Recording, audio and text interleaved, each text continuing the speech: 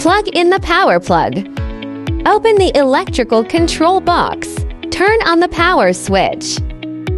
Turn on the emergency stop switch. Starting the machine.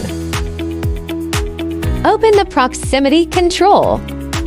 The first arm lift.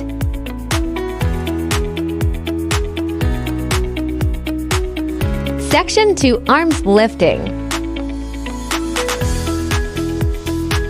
Section 3 arms lifting.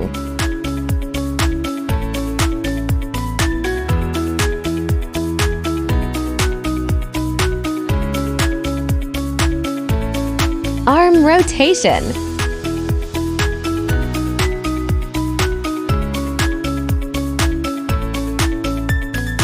Rotate to remote control operation.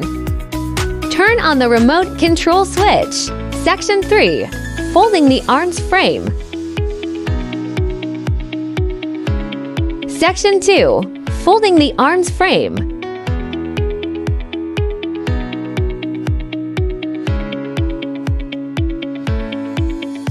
The first section is to retract the arm frame.